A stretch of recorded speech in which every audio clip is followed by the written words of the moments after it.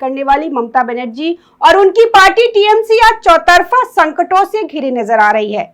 एक तरफ जहां उनके हाथ से राजनीतिक ताकत, विधायक और संगठन खिसकता जा रहा है, वहीं दूसरी तरफ केंद्रीय जांच एजेंसियों का शिकंजा सीधे तौर पर पार्टी के वित्तीय तंत्र पर कस चुका है।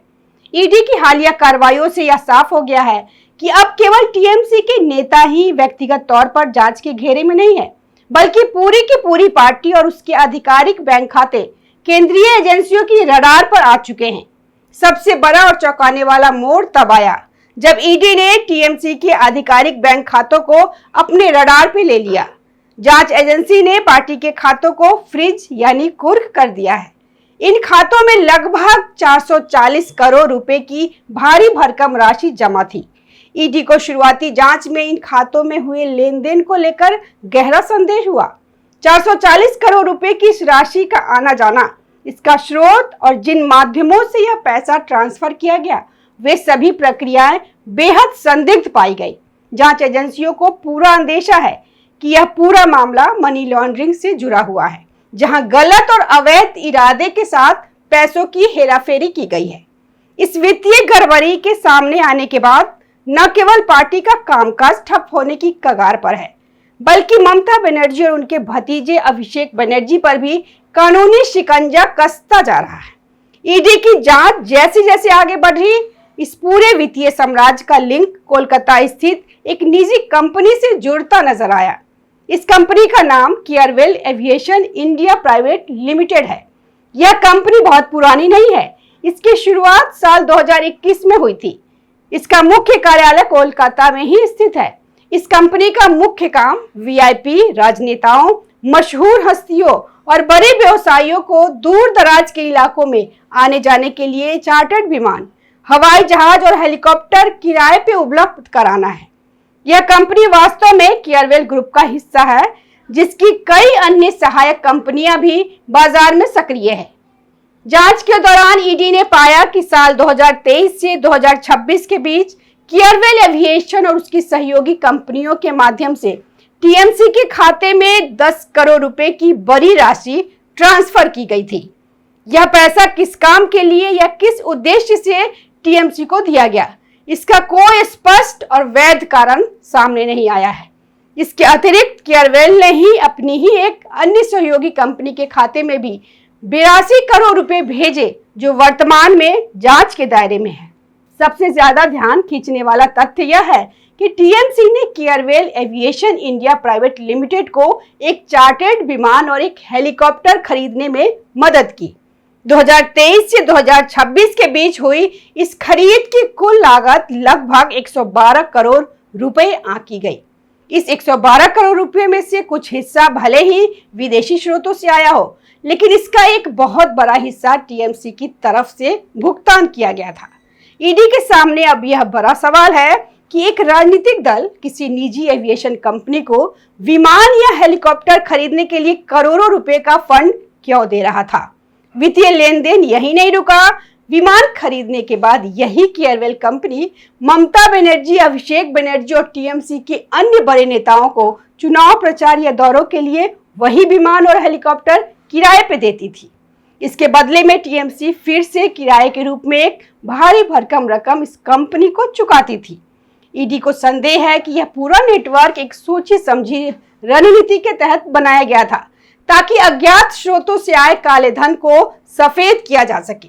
आशंका यह भी जताई जा रही है कि पार्टी के पास मौजूद भ्रष्टाचार या कटमनी के पैसे को इस कंपनी में निवेश कराया गया, फिर उसी पैसे को किराए और अन्य सेवाओं के नाम पे घुमाकर दोबारा वैध तरीके से सिस्टम में लाया गया। हालांकि वर्तमान में इस कंपनी के मालिकों पवन कुमार जाजू और रमेश कुमार जाजू का सीधे तौर पे टीएमसी से कोई संगठनात्मक जुड़ाव सामने नहीं आया है, लेकिन उनके वित्तीय संबंध गहरे नजर आ रहे हैं। दिलचस्प बात यह है कि ईडी को इस पूरे घपले की भनक किसी बाहरी स्रोत से नहीं, बल्कि टीएमसी के भीतर चल रही आपसी गुटबाजी और कलह के कारण लगी।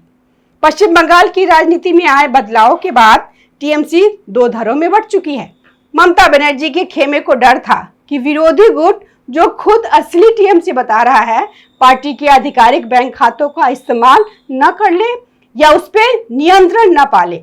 इस डर से ममता बनर्जी के खेमे ने जल्दबाजी में कोर्ट और बैंक को एक पत्र सौंप दिया, जिसमें कहा गया कि उनके खातों का दुरुपयोग हो सकता है। ममता खेमे के इस कदम के जवाब में दूसरे गुट ने सीधे तौर पर इस खाते की शिकायत जांच एजेंसियों से कर दी। विरोधी गुट ने आरोप लगाया कि इस खाते में जमा करोड़ों रुपए जनता से वसूले गए कटमनी, भ्रष्टाचार और विभिन्न अपराधों के जरिए जुटाए गए हैं। इस शिकायत के बाद कानूनन खातों की जांच अनिवार्य हो गई और ईडी ने तुरंत एक्शन लेते हुए खाते को फ्रीज कर दिया।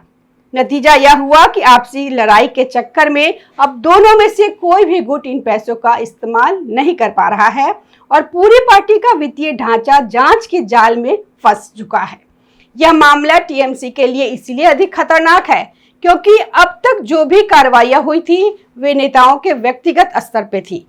इससे पहले पार्थ चटर्जी, अनुव्रत मंडल या स्वयं अभिषेक बनर्जी पर जो भी आरोप लगे थे वे व्यक्तिगत भ्रष्टाचार, शिक्षक भर्ती घोटाला या मवेशी तस्करी जैसे मामलों से जुड़े थे। पहली बार सीधे राजनीतिक दल को आरोपी बनाया जा रहा है। चूंकि ममता बनर्जी पार्टी की सर्वेसर्वा और अध्यक्ष रही हैं, इसीलिए संगठनात्मक रूप से आने वाले हर फंड की अंतिम जिम्मेदारी उन पर ही आती है। यदि फंड का स्रोत अवैध साबित होता है तो ममता बनर्जी को सीधे तौर पे आपराधिक साजिश और मनी लॉन्ड्रिंग का भागीदार माना जाएगा। पार्टी के खाते सीज होने और संगठन पर नियंत्रण खोने के कारण ममता बनर्जी के सामने अब अपनी राजनीतिक वजूद को बचाने का संकट खड़ा हो गया है। हाल ही में विरोधी गुट के नेता ऋतुव्रत बनर्जी ने टीएमसी के मुख्य पार्टी दफ्तर पर कब्जा कर लिया, वहां बैठक की और दफ्तर में ताला जड़ दिया। उनका दावा है कि अधिकांश विधायकों और संगठन के पदाधिकारियों का समर्थन उनके पास है, इसलिए असली टीएमसी वही है। राजनेताओं और पार्टियों को अपने दैनिक कामकाज और चुनाव प्रबंधन के लिए भारी धन की आवश्यकता होती है, चाहे वो स्थानीय स्तर पर कार्यकर्ताओं को संभालना हो, जनसभाएं करनी हो, रैलियां आयोजित करनी हो या दिल्ली जैसे शहरों का दौरा करना हो। ये सारा खर्च पार्टी फंड से ही वहन किया जाता है।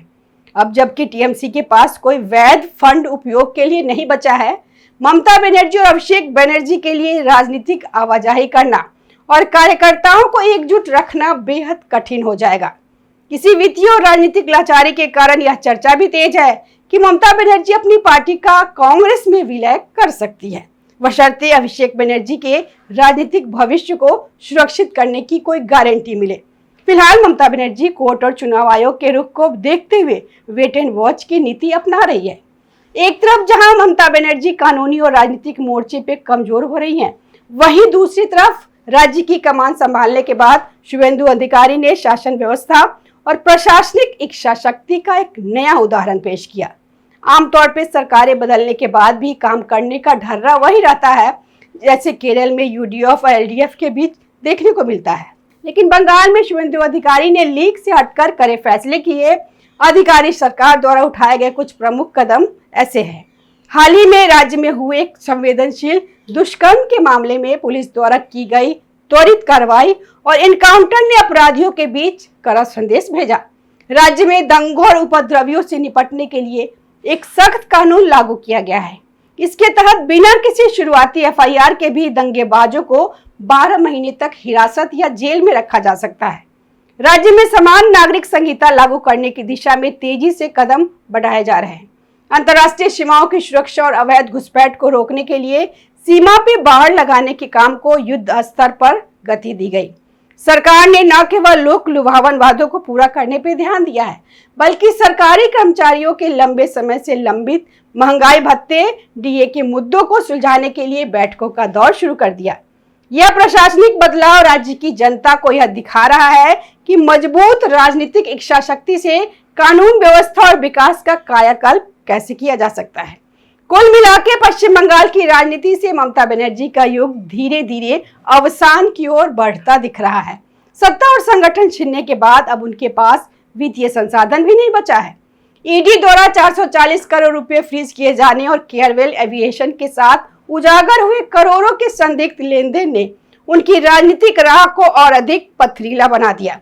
यदि ईडी की मनी लॉन्ड्रिंग जांच में पुख्ता सबूत मिलते हैं तो आने वाले दिनों में ममता बनर्जी और अभिषेक बनर्जी को न केवल राजनीतिक संन्यास बल्कि जेल की सलाखों के पीछे भी जाना पड़ सकता है। वहीं दूसरी ओर शुभेंदु अधिकारी के नेतृत्व में बंगाल एक नए प्रशासनिक और कानूनी बदलाव का गवाह बन रहा है। अभी के लिए इतना ही। अगर वीडियो अच्छा लगे तो कमेंट करें, लाइक करें, शेयर करें और चैनल को सब्सक्राइब जरूर करें। जय हिंद। ताज़ा खबरों से जुड़े रहने के लिए हमारे चैनल को सब्सक्राइब करें और बेल आइकन को दबाना ना भूलें ताकि हर खबर की नोटिफिकेशन आपको मिलती रहे।